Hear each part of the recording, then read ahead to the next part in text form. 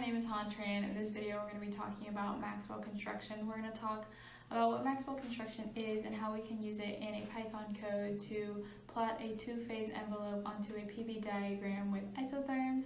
In this video, we're going to be talking about some topics such as PV diagrams, Python code, specific volumes, things that we've covered in previous videos. So in this video, we're going to be going through those topics pretty quickly. If you're looking for a more detailed or elaborate explanation, go ahead and look at those previously uploaded videos.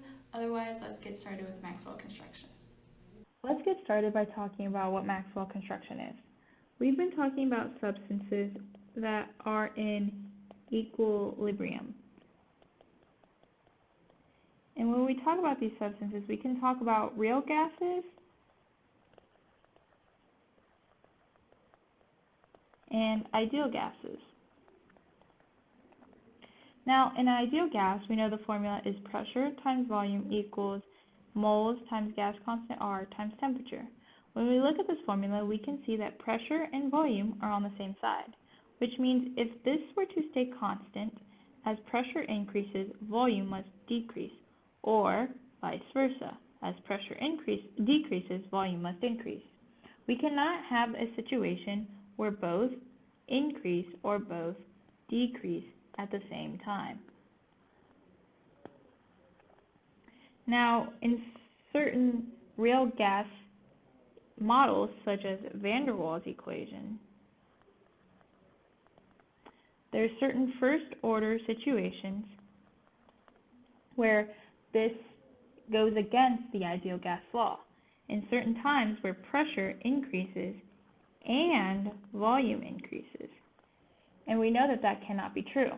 So what Maxwell construction does is Maxwell construction accounts for this situation where pressure and volume increase at the same time. And so when we look at this graph here on the left, this is a representation of the Maxwell construction.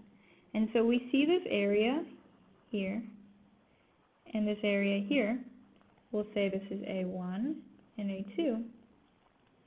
A1 plus A2 is going to equal 0. So that's a little bit about what Maxwell construction is. And when we look at this PV diagram, we can see that there's 3 points where Maxwell construction intersects.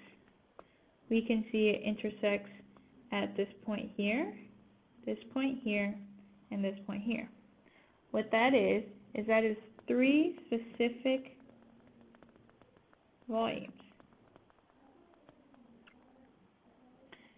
And so we're going to use these 3 specific volumes, as well as what we know about Maxwell construction, and we're going to head over to Python and see how we can use this information to help us plot a two-phase envelope.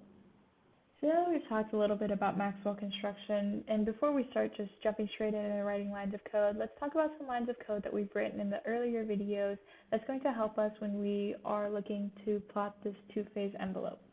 So if we look at this code here, this first block is some tools that we imported. So we imported CHE tools. This allows us to obtain water properties such as critical temperature, critical pressure. We also imported NumPy.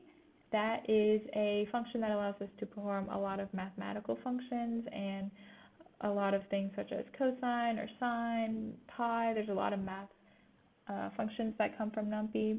We also imported SciPy optimize.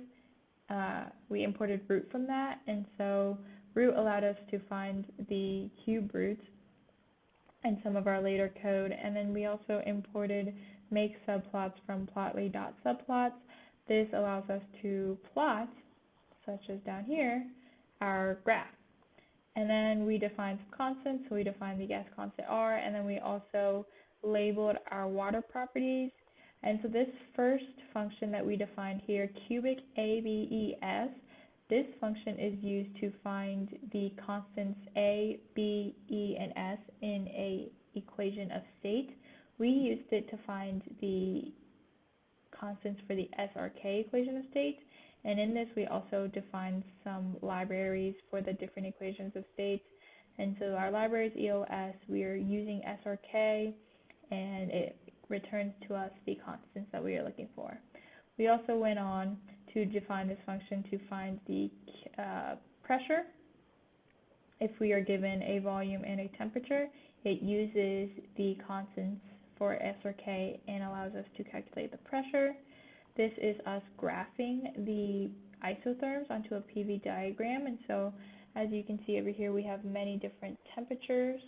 This is actually the plots that we will be plotting our two-phase envelope onto in just a moment. Down here, we defined the function cubed roots. So this allows us to find the cube roots in the polynomial that we got using the compressibility factor and the equation of state. And then this function, cubic SV, this allows us to find the specific volumes using the cube roots function that we defined previously. So this allows us to find the different specific volumes on a plot. So if we were to look at that Maxwell construction, we have these three specific volumes. This function allows us to calculate those. And then down here we just tested and made sure that our specific volumes function worked. So we actually no longer need that because it did work. And so what we're going to do before we begin is we're going to talk about the two different ways that we can go about coding in order to calculate what the area or what the two-phase envelopes that we are looking for is. And so if we go back over here into this Maxwell construction notes, we can see that there is a curve, and what we were looking for is this green space that I colored black. This is the area under the curve, and we know that the area under a curve is an integral. So we can use integration to find what this space is, and it's going to be this curve of pressure. So we're going to try to find the area of pressure with respect to a specific volume. And so the two ways that we can do that is we can use an integral, and so we can go into any integral calculator that you may have. You can use Wolfram, you can use just your scientific calculator. You can't do this by hand, so it would be much easier if you go into a calculator and you're going to calculate what the integral is. And so once you find the integral of the equation of state equation, so we have the equation of state here. If you were to put this value into an integral and calculate it, and then use that integral in our code, that would work great, and we can do that. That is one method, but we are actually going to not use that method for a variety of reasons. The first reason is integrals are long. They can be long and tedious, which puts a lot of room for error. And of course, being careful and detailed, you can avoid that error, but you can also avoid that error by using something called scipy.integrate, and we're going to use quadrature from that. So what that does is it allows us to find the area under a curve without having to use the integrals. And so that is the method that we're going to be using today. That we're going to use the scipy.integrate.quad function. So in order to use this, let's talk a little bit about what it is and how helpful it is for us before we just jump right in and start coding. So this function allows us to calculate a definite integral. And so all we have to do is tell it what we want it to integrate. And so we don't have to calculate the integral ourselves and then manually put it in. All we are doing is telling it that we want to integrate what the actual pressure is minus the pressure at a calculated volume and a given temperature. And so this is the equation that we are trying to integrate right here, and it's just the area of the pressure and what the actual pressure or the predicted pressure is. And then so once we use this, we're going to use the quad function to find the actual integral. And so what we want to do is we have to give it a function, and then we have to give it its limits of integration. So we have limit of integration 1 and then limit of integration 2. So now we can head on over to Python and write this code out. So now we can begin writing our Python code. So before we write any code for the Maxwell construction two-phase envelope, what we want to do is we said that we want to use the quadrature function, and so we have to import that into our Python function. And so we're going to go on up here to where the rest of our imports are. Of course, you can import it down here if you would like, but having all of our imports in one place makes it easy for us to see what we have, what we may be missing. And so we want to go from the scipy.integrate pack, and we want to import quad. That will allow us to solve for quadrature. And so we're just going to shift enter all the way down, and now we can begin writing our code. So the first thing we want is a function. We know that we want a function that will find area. So the first thing we're going to do is we're just going to define just that. We're going to do def, and we're going to name our function. We'll call it area quad. And we know that that's going to be of a pressure, of a given pressure, a given temperature, and with the equation of state SRK.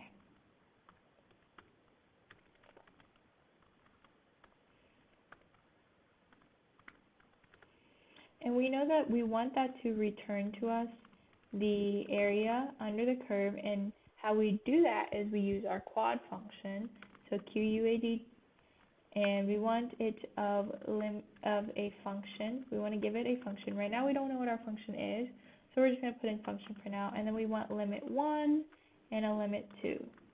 So what that is if we look at this graph here, we can see that the area is from this point to this point under the curve, and so those will be our limits. And so in this case, it will be the 3 specific volumes. But as you can see, we don't want just one area. We have another area here. So we have A1, but then we also have A2. So we're going to need to find 2 different areas. So we're going to use the quad function again, and we are going to use, or give the quad function a function, limit 3, and a fourth limit 4. Okay, so now that we have kind of what we want to find and what we want this function to give us, let's start going in and defining what we know and what we don't know. The first thing that we know are the limits. We know that we want the specific limits 1, 2, or the limits to be the specific volumes 1, specific volume 2, and specific volume 3. So what we're going to do is we're going to say we want specific volume 1, specific volume 2, and specific volume 3 to be the limits. So that's going to be here. We want, so you can see on the graph here, it goes from the specific volume 1 to specific volume 2. So that's our limits for the area of this first A1. And so limit 1 is specific volume 1, limit 2 is specific volume 2. And then for our second area, we see that we want the second specific volume and the third specific volume to be our limits. And so for limit 3, that's going to be V2. For limit 4, that's going to be V3. Specific volume 2 and specific volume 3. So is there any way that we can find these specific volumes? Well, in this code here, we see that it is a function to find specific volume using roots in the given SRK equation of state. So we're going to use that function that we had previously defined. So cubic SC is what the function is called, and it is for a given pressure, given temperature in the equation of state SRK. So now that we have our limits set, we need to find what is going to be our function. So we have to define yet another function, and we'll just call this function INTE for the integrand. And so we want the integrand with a given volume, or an unknown volume, specific volume. And then so what we know is that what we want from this is the difference between the pressure and the predicted pressure. So if we go back here in our notes, we see that we want to find the definite integral of this. So that's what we want it to return to us, is that integrand. And so we're going to put that in. So we want the pressure minus the predicted pressure. So is there a way that we can find the predicted pressure? Yes, we can go in and recode everything, but we already have a function up here called cubic P that allows us to find the predicted pressure with the given or the roots that we find up here. So we have a function that will already allow us to predict the pressure. So we're just going to use that function. So we're going to use cubic P, and that's going to be with a given volume, given temperature, and the equation of state SRK. And so now we have to go back in and fix our temporary functions here, now that we have defined the function and the name is INTE. So now we're going to shift enter, and let's just test it out to see if it works. So we want the area quad. We're going to see if this function will work. So we want to provide a pressure. Let's just use 91,000. We want to provide a given temperature. Let's use 375.15. And the equation of state SRK. So the reason I chose these values is 91,000 is around the temperature that the pressure that we expect water to be. 375 is the temperature that water boils. So water boils at 100 degrees Celsius, which is 375.15 Kelvin. So those are why we chose the values, and we're going to shift enter to see if it will give us the correct thing. So as you can see, we are given the areas, but then we are also given the second value. What the second value is, it's a predicted error. And so we don't really need the predicted error, so we're just going to use the first value in this array. So we're going to use bracket 0. The indexing in Python such as 0, not at 1. So we're going to use 0 in order to grab the first value. So we're going to shift enter and shift enter again. And now we are given these first two values. And as we can see, these areas, if we were to add them up, it's pretty close to 0, which is what we can see on this graph here. So this area is going to equal this area with inverse signs, and so they're going to add up to 0. Now that we have tested this function area quad and it works, what can we use this function for? Well, what we want to do is we want to find a function or define a function that will find the difference in the area. So when we look at here, we want to see what the difference between this and the difference between that is. And so we are going to use a function. We're going to define it just as, let's just call it area difference.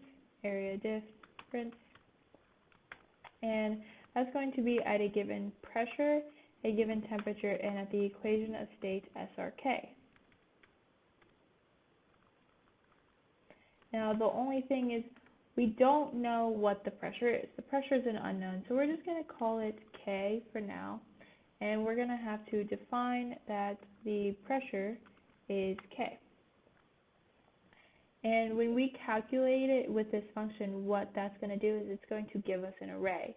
We don't want an array, we just want the first value. So we're going to use the same thing that we used up here, which is 0 in brackets, to give us the first index, the very first value.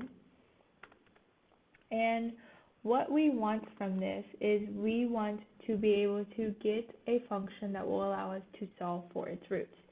And so when we are solving for roots, we want to have an equation that is set equal to 0. If we take a look back at when we looked at the Maxwell construction, we see that we have defined A1 plus A2, this area on the left and this area on the right, added together equals 0.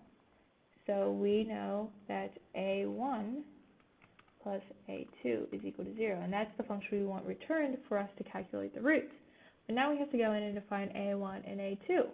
Well, A1 and A2, earlier when we used this quad function, it gave us the area under the curve, the integral of the left and the right, the A1 and A2. And so what we're going to do is we are going to do A1, we're defining A1 and A2. A1 and A2 equal the values of the area quad function at a given pressure, a given temperature, and the equation of state SRK. And so now we're going to shift enter. So now that we have this function written for the function that we are going to need in order to solve for the root, what we are going to do is we are going to use the root function this root function allows us to put in a function that is set equal to 0 and provide an initial guess for the unknown, and it will calculate what the unknown is. And so our function that we defined up here is area difference, in which we set the area 1 plus area 2 equal to 0. And we have to provide an initial guess for the pressure, our unknown. So we're going to say our initial guess is, let's just say 10,000 pascals, which is 1 atmosphere. And as you can see, we have the initial guess for the pressure inputted, and the root function only allows us to provide one initial guess for one unknown, but we have other values that we need to input. We need to input the temperature in the equation of state.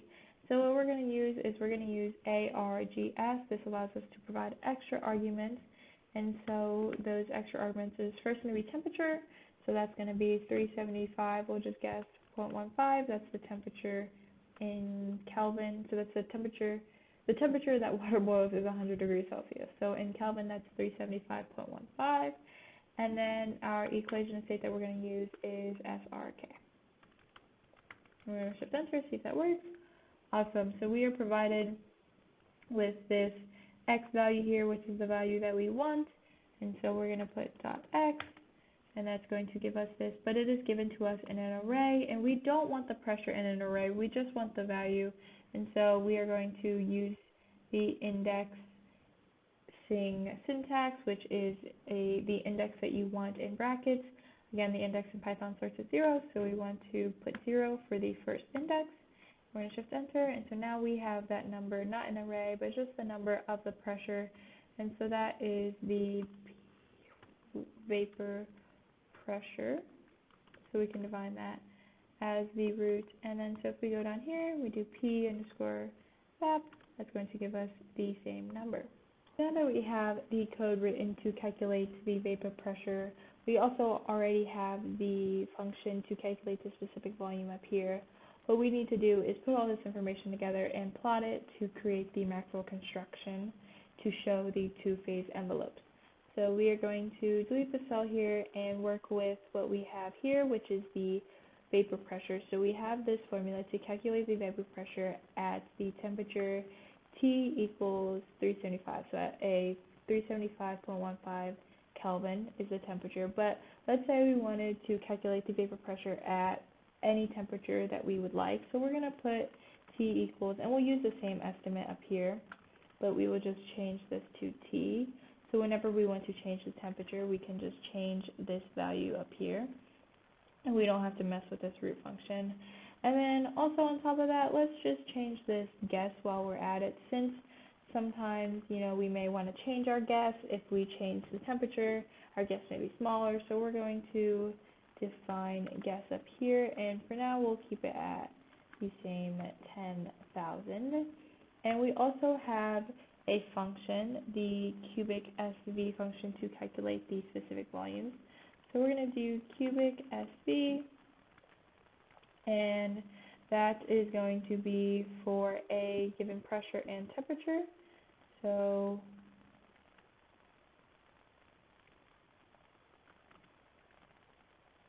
and the given pressure is this PVAP here, that's the vapor pressure that we have calculated, the temperature, which we will have up here, and then the equation of state, which is SRK, which is what we've been using this whole time.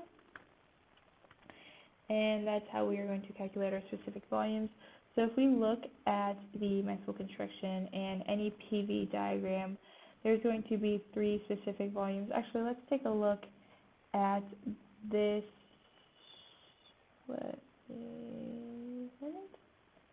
This PV diagram here. It gives us a better look, and we can see that there is this curve, and then we have the specific volume here and the specific volume here. And so the specific volume here is the specific volume of the gas, and the specific volume, so here is the specific volume of the gas, and here is the specific volume of the liquid. So we'll write that gas and liquid. And then in the middle here is the specific volume of an intermediate. And so when we are plotting it on our graph to see the two-phase envelope, we care more about the specific volume of the liquid and the specific volume of the gas. And so when we go in here, we have the cubic SV, and as we can see in this formula, it's going to return to us 3 specific volumes. It's going to return to us the first specific volume, which is going to be, if we look here, the liquid, so we'll call it BL. It's going to give us the intermediate. If we look here, you can see the intermediate, so we'll call that BI. And then the third one is this gas specific volume, and so we will call that VG. And we know that these are in the correct order because in our initial roots we sort them, and so we also have these nice and sorted, and so these are in the order that go from left to right, that go from liquid to intermediate to gas. And so now we have it calculating this. So if we were to shift enter, let's say we put in VL, VI, VG, that's going to give us the specific volumes. And we know that they're in order because we can see that it goes from the smallest value to an intermediate value to the largest value. So it just helps us check and make sure that they are in the correct order. We could also calculate PVAP, the vapor pressure. We shift enter, that's the value that we got earlier. So this is great. We have all of our information laid out, but it is only for one temperature. And if we go up here to this graph, we're actually going to move this graph on down here so that we can plot the Maxwell construction onto it. So we're going to use this down cell. So we have it down here and we can easily reference it. So we have all of these temperatures here. So it's not just for one temperature. Yes, so right now we have it at 375.15. So we have it for this graph here, but we don't have it for all of these other isotherms. So in order to calculate the vapor pressure and the specific volumes of the liquid and gas phases for multiple temperatures and not just temperature, what we can use is a loop. A loop is a Python function that allows us to carry out a sequence repeatedly for a set number of times. That's how a for loop in Python works. So we're going to use the for loop. And so the syntax for that is just for, and then T in, so we want to give it a range of numbers, and so we want the numbers to, let's just start at 275 because that's where our temperature starts on this graph, so we'll do 275, and we want it to go to, let's not do all the numbers, let's just go to about, we'll go to about 575. Let's say we want 15 values. So it's going to be from 275 to 575 with 15 values. And in order to have those numbers linearly spaced, we're going to use np.linspace, lin space, and that's going to give us the values from 275 to 575 with 15 linearly spaced values in between. And so now we have to determine what we want in the loop. Well, I don't need to guess for every temperature because the guess is going to remain constant. So I'm going to move that outside of the loop. I do want to calculate the vapor pressure for every temperature value, and I do want to calculate the specific volume of the liquid and gas phase. Notice I said just the liquid and gas. I don't really need the specific volume of the intermediate value to graph the Maxwell construction. And so since I don't need that, what I'm going to use is an underscore in place of that.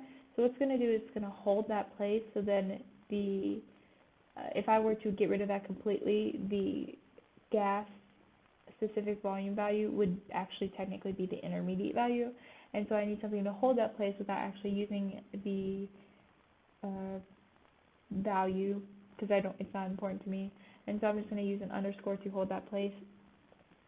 And so now so what this loop is going to do is for 275, it's going to calculate the vapor pressure, the liquid and gas specific volume, and then it's going to do that again and again and again until it reaches not all the way to 575, it will probably go to 560 or whatever value is before that.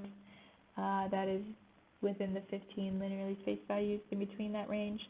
And so what I need to do now is I have all these that are going to be calculated over and over again.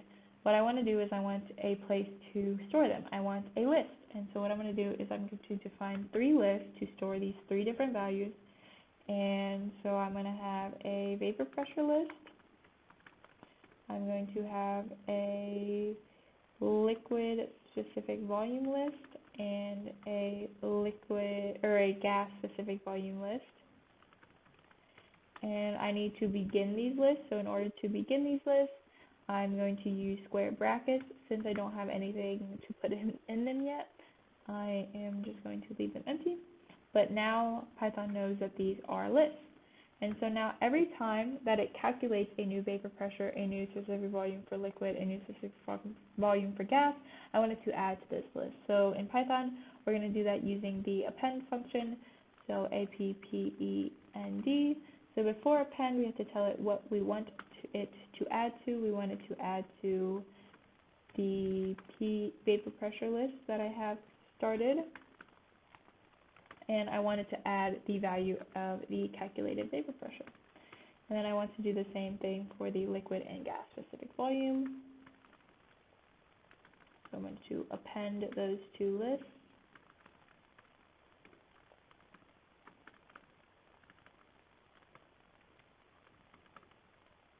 And I don't want to append with the list, I want to append with just the value that's being calculated. So I'm going to shift enter, and what I'm going to do is I'm going to add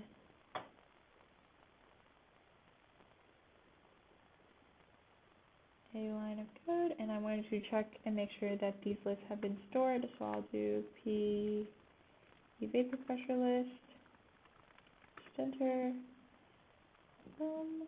And so let's also check our liquid specific volume list, and then our gas specific volume list. Awesome. So now we have all these lists stored. Let's plot these onto our plot and see what it looks like and see how we can improve upon, or if it's magically already perfect. So what we want to do is we want to update this figure. So we're going to do fig.update, and we want to give it the x and y axis. So with the x is going to be the vapor pressure list. So we'll do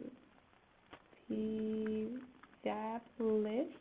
The y for the first plot is going to be the specific volume of the liquid. It's going to be that list. And we'll plot them as lines.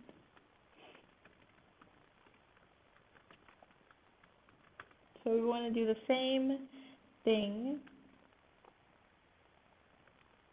except we want to do it with the gas list, the specific volume for gas. So now we're going to shift enter.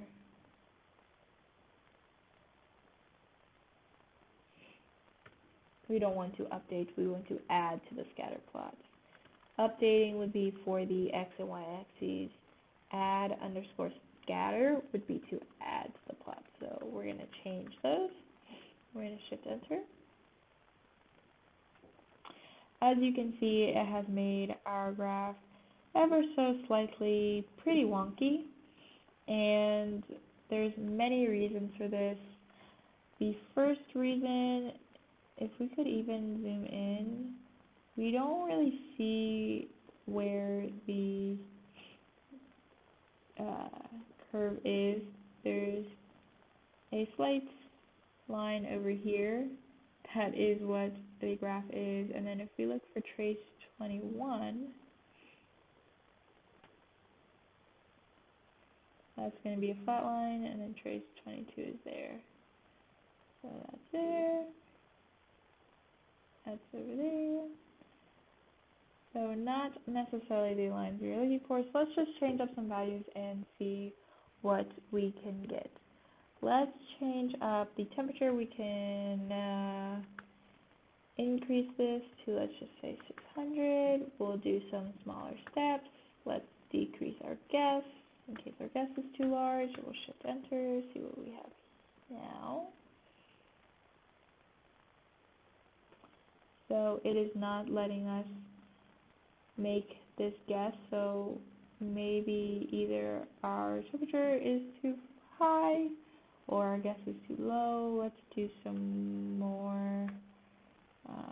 Our temperature might be too high. Let's go down to 575 again and see what we can get. Again, it's still giving us the same wonky graph. So what we're going to do is we are going to, let's just change this value to 10, see if that will give us a better looking graph. So as we play around with our graph, trying to get a graph that works the best, let's make sure that our scaling is to size because this is a little big. So we're just going to change the range. So we'll do range equals, and let's just say we want the smallest value to be the smallest specific volume value. It will go to -3. Remember, the x-axis is on a logarithmic scale, so we'll have to make sure that the value is the log base 10 of it. Let's make sure that when we add, so our V is, when we look on the Maxwell construction, our V is on the X and our pressure is on the Y, so we want to make sure that everything's in the right place because there is a reason that we're not seeing it, we're just not sure exactly what. So if we look at when we added the scatter, it is that we switched the order, so we will just move the V list over here to the X, and then we'll do the PVAP list, and then we'll do the specific gas volume for the X value, and the vapor pressure list for the Y. So now that they are on the correct axes, let's see if we are able to see something. Awesome. So now we get to see this little line, and if we just single these out so that we can just see them and not all the isotherms, we see that the specific volume of the gas is all the way to the right here, and for the liquid it's all the way to the left here, so there's this giant space between them. So let's make them the same color so that they can stand out. So we'll change the line color, and we'll just change it to black, and we'll do that for the other list as well so that we can see it. And they're pretty far away, so let's see if we maybe increase the temperature. Enter. Okay, it's not going to let us go that high in temperature, so let's maybe just go to, we'll go to 580. So you see they're starting to get a little closer together, but they're not doing great. And so we have this guess at a constant 100 all the time, but maybe that's not the best option. If we lower it, it doesn't necessarily make our graph better. So what would be a good guess to have? Well, it would make sense for us to guess that the new vapor pressure is going to be closer to the previously calculated vapor pressure. So we're going to redefine our guess as the new calculated vapor pressure. See if that improves our graph at all. There's some slight improvement, but it's still not great. Let's just connect these lines, because if we look on the Maxwell constant, we can see that it is one curve. So let's connect the two small curves that we have. So how we're going to do that is we want to connect the left side here, which is the vapor pressure, with the gas or the liquid specific volume, and then we want to connect the right side, which is the gas specific volume and the vapor pressure. So we are going to say that the vapor pressure, the new vapor pressure that we are going to plot, is going to be the vapor pressure list plus the other vapor pressure list. Now, the thing that we should note about the vapor pressure list is that this one is going from left to right, and it increases. this one from left to right is going to decrease. So what we want to do is we want to reverse the order so that they can meet in the middle. And so the second one, we are going to change the order by saying that we want it to go in the negative direction. So we'll do -1, so we're going to do colon, -1, so the vapor pressure goes backwards. And then we're going to combine our gas-specific volumes and our liquid-specific volumes. So we'll do the SV plot, and so that will be the liquid list plus the gas specific volume list. And if we look, it's the same deal where from here it is decreasing from left to right, and this is increasing from left to right, so we want to make sure that we go backwards as well so that they meet in the middle. So now we're going to shift enter and see what we end up with. Oh, we have to change this actually on the plot. So we have it established, but now we have to change it. So this is the axis SV plot, and this will be the plot of the vapor pressure. Enter. So we now have the lines connected, but it's not a curve like Maxwell construction. It's rather just a simple, this point ended here, this point ended over here. Let's just connect the 2 points so we can see it's very rigid, it's not a curve. So how can we change it to where it's going to be a curve? Well, as you can see up here, what we have is we have the t-values just linearly spaced, right? Not linearly, it is. It's every 10 steps it is spaced out, and we have given it the t-values. But if we look at the curve on, let's say, a diagram, we can see that as the temperature, like as we go through this curve, what happens is the temperature actually, the steps between the temperature get closer together. So it's not the same linearly, okay, we're going to go from 560 temperature to 570 to 580 to 590 to 600, but it's rather more like 570 to 575 to 582 to 585 to 586. The spaces between the temperatures get smaller and smaller. So we want to replicate that on our graph. So this cannot be the same as before. So we want the up here, we want the t values to be kind of follow a curve. So how can we go about achieving the temperatures to decrease in step size? And so when we say that we want the temperature to decrease in step size, what we mean is, let's say we have a plot and temperature is on the y-axis. We want the curve to look something like this. So as we have evenly spaced points,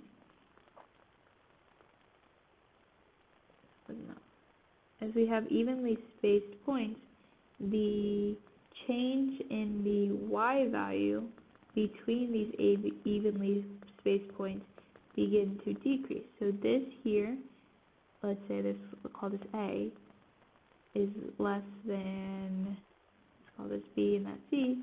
A is less than B, which is less than C. So as we move to the right, the step size between the temperatures decrease. And so how can we go about achieving that? Well, if we take a look at a graph, a curve that we know is the exponential curve e to the negative x, we know that that curve is going to look something like this. And so now if we were to flip it about the x-axis, we would get 1 minus e to the negative x. That would look something like this. So that's if we were to flip around the x-axis, which is kind of the curve that we're going for, except it's way lower than what we want. So what we want to do is we want to shift it upwards, and get this curve. As you can see, this curve matches the curve that we are looking for. So what is that curve? What is the function of that curve? Well, we know that it is 1 minus e to the negative x.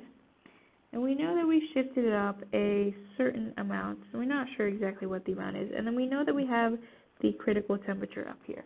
So earlier when we were kind of just plugging in random temperatures, trying to figure out what worked, what made the graph look better, what made it look worse, we noticed that once we reached around the 600 level, that it was not allowing us to calculate.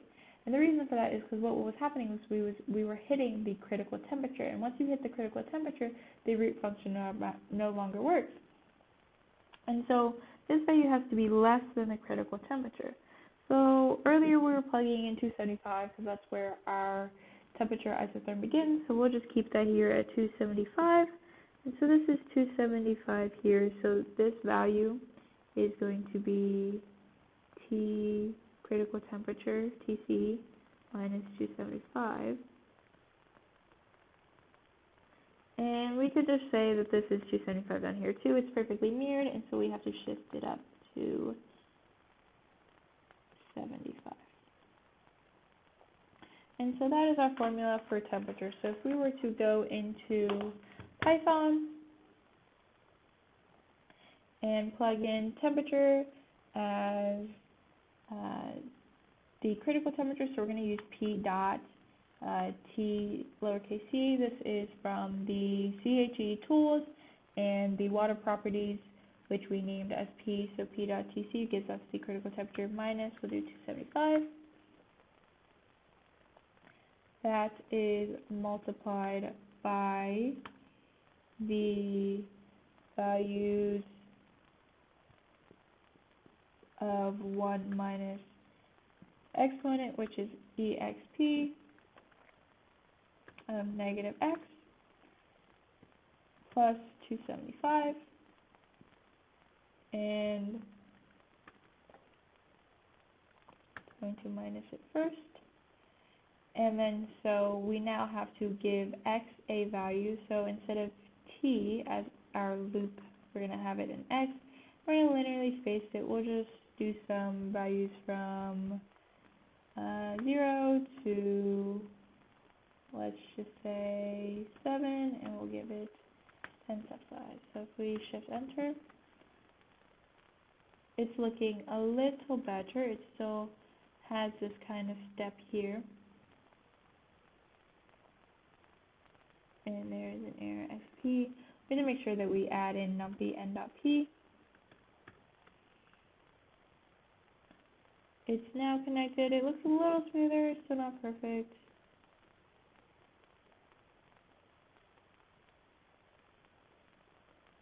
And it is telling us that we cannot unpack this function, which means some number is too great. So let's just say maybe it needs to be less than the critical temperature by more. So let's try 280. Okay. It is still telling us that we are unable to unpack it. So let's try maybe increasing the number of linearly spaced values, and maybe we'll change this back to the temperature that we had since we increased it, and that is the temperature graph. Let's make sure we have the correct parentheses. So this covers that. This covers the exponents. This covers the 1. We need another parentheses around here. Okay, let's give that a shot. Shift enter, shift enter.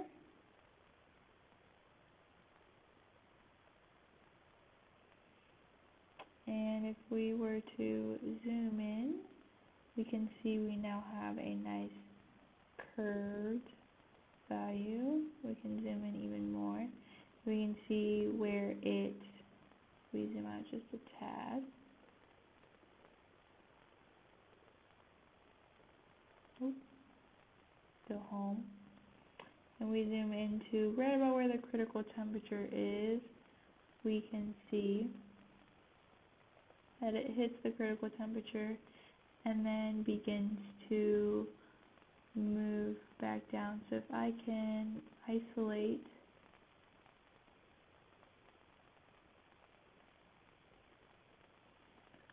curve we can see here, and I were to reset the axes, you can see, if we zoom in, how it hits and then begins to go back down as we see in the PV diagram. So that is our Maxwell construction superimposed on the PV diagram with isotherms using the SRK equation.